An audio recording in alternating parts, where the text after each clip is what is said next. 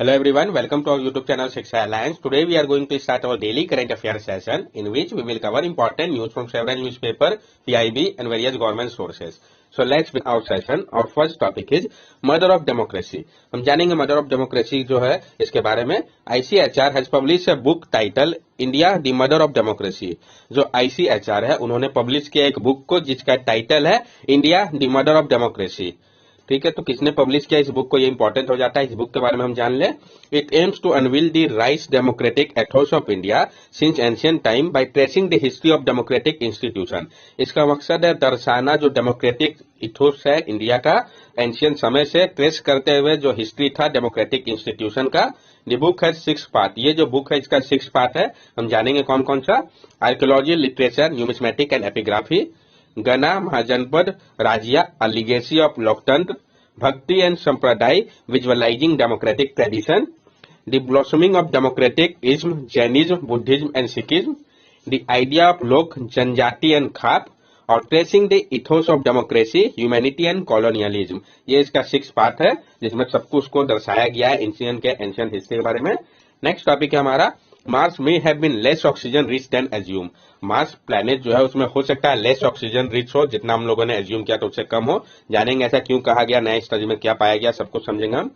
A study by Nature Geoscience has speculated that ancient Mars was probably wetter and warmer, but was not as oxygen rich as expected. देखिए study है nature geoscience का द्वारा, उसमें बताया गया है कि जो एंशियंट मार्स था वहां हो सकता है कि वो वेटर हो और वार्मर हो, लेकिन वहां पे वो उतना ऑक्सीजन रिच नहीं होगा जितना हम लोगों ने एक्सपेक्ट किया था. What does the new study say? ये जो नया स्टडी है ये क्या दर्शाता है. Extremophiles organism that can live in extreme environment में have been previously existed on Mars. यानी जो आपका एक्सट्रीमोफाइल्स है यानी वैसे ऑर्गेनिज्म जो कि रह सकते हैं एक्सट्रीम एनवायरनमेंट में, वो प्रीवियसली एग्जिस्ट करते होंगे मार्स में शायद. In 2016, manganese oxide mineral were detected, which made scientists believe that the red planet has more oxygen earlier than at present. Manganese, water and high oxygen lead to manganese oxide formation.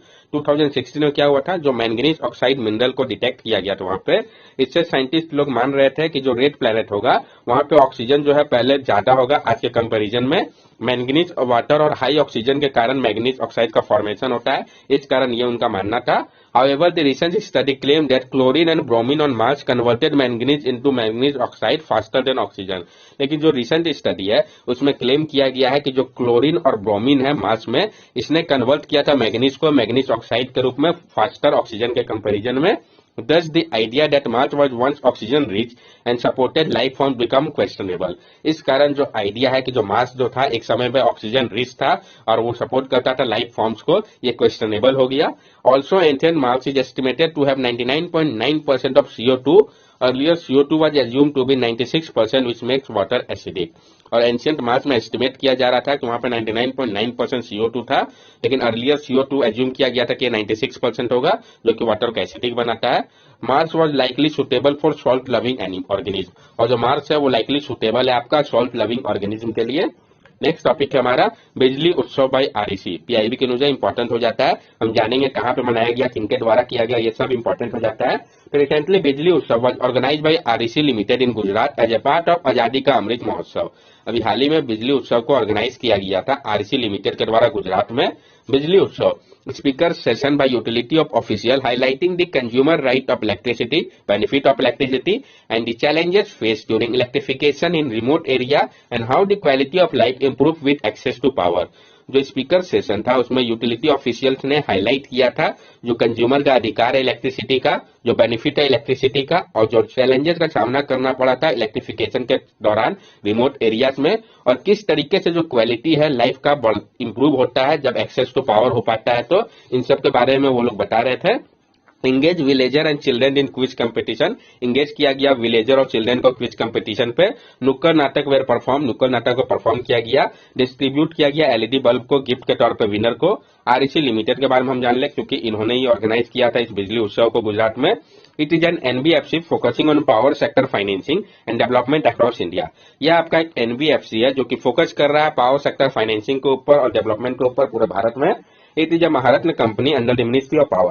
ये आपका Maharatna company है, ministry of power के अंतर्गत आता है। It was establish in 1969। It provide financial assistance to state electricity board, state government, centre और state power utility, independent power producer, rural electric corporative and private sector utility. इसको establish किया गया था 1969 में।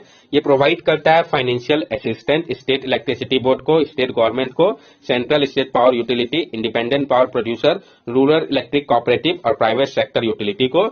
It is a nodal agency for government of India flagship scheme प्रधानमंत्री सहज बिजली हर घर योजना।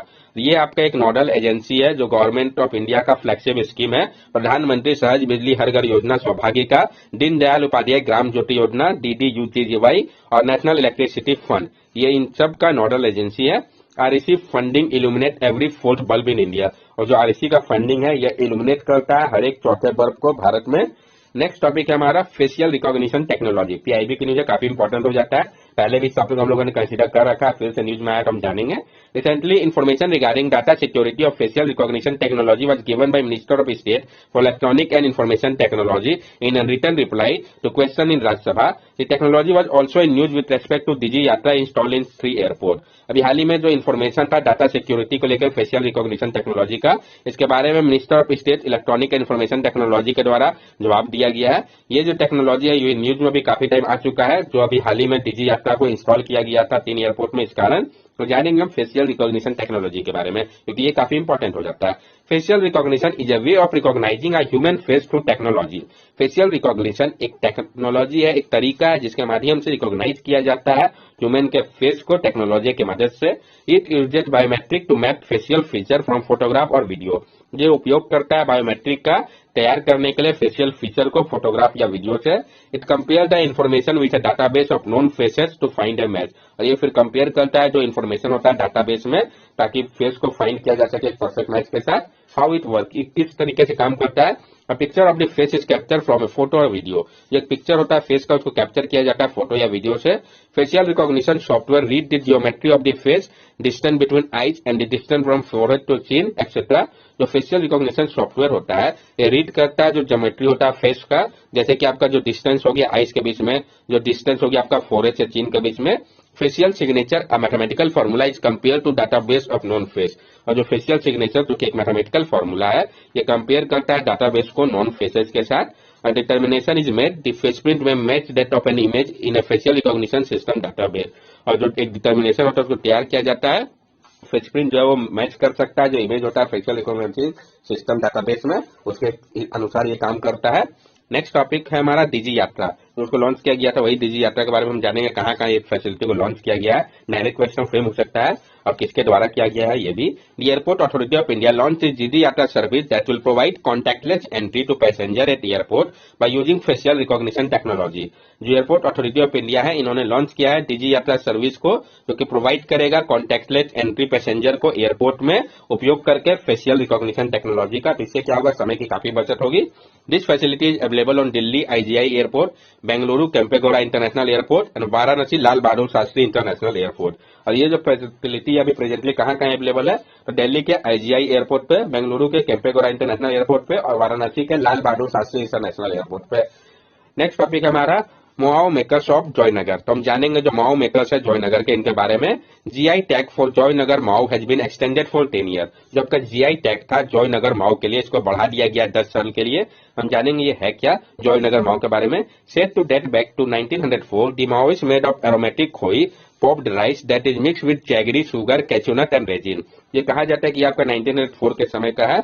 माओइस जो बनता है आपका एरोमेटिक खोई होता है, जिसको पॉप्ड राइस, जिसको मिक्स किया जाता है जैगरी शुगर कैचूनट और रेजिन्स के साथ। It has a short self life lasting not more than 5 days without refrigerator. और इसका जो सेल्फ लाइफ होता है वो काफी कम होता है, शॉर्ट होता है। ये बिना रेफ्रिजरेटर के 5 days तक ही लास्ट कर सकता है। The high perishability has prevented it from being shipped abroad all this decade, and its export began on a very small scale only in 2020। और जो इसका पेरिशेबिलिटी बहुत ज्यादा जो हाई है, ये रोकता था इसको शिफ्ट करने से विदेश में बहुत लंबे समय से, लेकिन इसका जो एक्सपोर्ट है वो आपका स्टार्ट हुआ, लेकिन वो अभी भी बहुत स्मॉल स्केल पे है 2020 के समय से। ये आप देख सकते हैं उस टैग वाले प्रोडक्ट को। नेक्स्ट टॉपिक है हमारा शालिनी कुमारी फ्रॉम बिहार। तो जो शालिनी कुमारी जिनके बारे में मेंशन किया गया, हम जानेंगे उनके बारे में कि इन्होंने क्या किया है जिस कारण उनके बारे में आया है। डायरेक्ट क्वेश्चन फ्रेम किया जा सकता है स्टेज पीसीएस क्वेश्चन में। तो Shalini Kumari from Bihar received the first prize for her innovation modified walker with adjustable leg at the grassroots innovation competition at the South Asian Indian Grassroots Innovation Forum। जो शालिनी कुमारी है बिहार की, उनको मिला है पहला प्राइज किसके लिए? तो उन्होंने इनोवेट किया है modified walker with adjustable leg को ग्रासरूट इनोवेशन कंपटीशन के दौरान तीसरे Asian India grassroot innovation forum में। The annual Asian Indian grassroot innovation forum जो है यह प्रोवाइड करता है एक प्लेटफॉर्म को ताकि प्रमोट किया जा सके और स्ट्रेंथन किया जा सके डेवलपमेंट को ग्रासरूट इनोवेशन का, इनेबल करते हुए कोलैबोरेशन को स्टूडेंट, एकेडमिक, लोकल कम्युनिटी और गवर्नमेंट ऑफिशियल के साथ। जो annual Asian India grassroot innovation forum है इसको ऑर्गेनाइज किया जाता है department of science and technology के द्वारा इंडियन नेशनल इनोवेशन फाउंडेशन के माध्यम से और Asian committee on science, technology और इनोवेशन के द्वारा। स्टोरी इस इनोवेशन के पीछे क्या है? तो उन्होंने इन्वेंट किया था एडजस्टेबल वॉकर को, जो कि अलो करता है उसके ग्रैंडफादर को विजिट कर सके रूफ टॉप गार्डन में हर एक दिन। ये जो वॉकर है ये एक इनोवेटिव सेल्फ लॉकिंग मैकेनिज्म है फ्रंट सेक्शन में, जो कि अलो करता है इसको कि उपयोग किया जा सके इसका स्टीयर करने के समय। वो जो थी वो इंजीनियर की स्टूडेंट रह चुकी है, ना ही उनके पास कोई एक्सपोजर है टेक्नोलॉजी का। तो आप सोच सकते हो उसके बाद उन्होंने इसको डेवलप किया है। तो उनका अर्ज था कि वो मदद कर अपने ग्रैंडफादर को ताकि वो इस इनोवेशन का मदद का फायदा उठा सके। तो इससे हम क्या सीख मिलता है हम लोगों को? कंपैशन, इनोवेशन और इंजेन्युइटी। अगर ये आदमी में है तो आदमी अचीव कर सकता है, उसके लिए कोई डिग्री व किसी स्पेशल एजुकेशन की आवश्यकता नहीं है। नेक्स्ट टॉपिक है हमारा अमृत भारत स्टेशन स्कीम। तो हम जानेंगे अमृत भारत स्टेशन स्कीम के बारे में। Railway plan to modernize 1000 small station under Amrit Bharat station scheme. Railway ने प्लान किया है कि मॉडर्नाइज करेंगे 1000 स्मॉल स्टेशन को अमृत भारत स्टेशन स्कीम के अंतर्गत। तो कौन करेंगे, क्या करेंगे, ये इंपॉर्टेंट हो गया, ये आपको पता चल गया कि रेलवे का प्लान है मॉडर्नाइज करना 1000 स्मॉल स्टेशन को अमृत भारत स्टेशन स्कीम के अंतर्गत। This is a part from the ambitious plan to revamp 200 big station under a separate redevelopment program. और ये पार्ट है आपका जो एम्बिशियस प्लान है रिवैम्प करने का 200 बिग स्टेशन का सेपरेट रीडेवलपमेंट प्रोग्राम के अंतर्गत। उसके अलावा इसको किया जाएगा। मकसद इसका क्या है? The aim is to identify developing city with potential and in Vizag railway station as a city center that would link not just various part of the city but also different cities in the future। इसका मकसद है identify करना developing city को जहाँ इसका potential हो, इनवाइजेक करने का रेलवे स्टेशन को एक सिटी सेंटर के तौर पे। और इसका मतलब सिर्फ लिंक करना ही नहीं है अलग अलग पार्ट के सिटी को, बल्कि अलग अलग सिटीज को भी है फ्यूचर में। According to need, the divisional railway manager will take a call on modernization work in phase manner। और जरूरत के अनुसार जो डिविजनल रेलवे मैनेजर होंगे वो कॉल लेंगे मॉडर्नाइजेशन वर्क को लेके फेज मैनर पे। The model use this station will be redeveloped under what is being internally called the Khurda model of development. ये जो स्टेशन है इसको रीडेवलप किया जाएगा जिसको इंटरनली कहा जाता है खुर्दा मॉडल रीडेवलपमेंट का। Khurda station in Odisha has been modernized for rupees 400 crore with all contemporary amenities for passenger। Khurda station जो उड़ीसा का इसको मॉडर्नाइज किया गया है रुपीज 400 करोड़ के मदद से सारे कॉन्टेम्पररी एमिनिटीज के माध्यम से पैसेंजर के लिए। जो मेन स्ट्रक्चर है उसको रिनोवेट किया गया है, फैकेट को रिडन किया गया, जो नंबर है रेलवे ट्रैक का इसको बढ़ाया गया है। Modernization of this station will include improved station approaches to ensure smooth access by widening road, removal of unwanted structure, proper designing signature, dedicated pedestrian pathway, well-planned parking areas and improved lighting among others। जो modernisation की बात कही गई इस station का उसमें include किया गया कि इंप्रूव किया जाएगा स्टेशन अप्रोचेस को ताकि इंश्योर किया जा सके कि स्मूथ एक्सेस हो सके, यानी रोड को भी चौड़ा किया जाएगा वहां का। रिमूव किया जाएगा जो अनवांटेड स्ट्रक्चर है, प्रॉपरली डिजाइन किया जाएगा सिग्नेचर्स को, डेडिकेटेड पेडेस्ट्रियन होगा, पाथवे होगा, एक वेल प्लान पार्किंग एरिया होगा और इंप्रूव किया जाएगा लाइटनिंग को भी। जो एलिमेंट है लैंडस्केपिंग का, ग्रीन पैचेज का, लोकल आर्ट का, कल्चर का, उसका भी उपयोग किया जाएगा क्रिएट करने के लिए एक प्लीजेंट एक्सपीरियंस को स्टेशन यूजर्स के लिए। That's all for daily current affair session. अगर आपको हमारी वीडियो अच्छी लगी हो तो हमारे चैनल सब्सक्राइब करें, हमारे वीडियो को लाइक करें और ज्यादा से ज्यादा शेयर करें। This are our social media link. From here also you can stay connected with us and give us your valuable feedback. Thank you and have a nice day.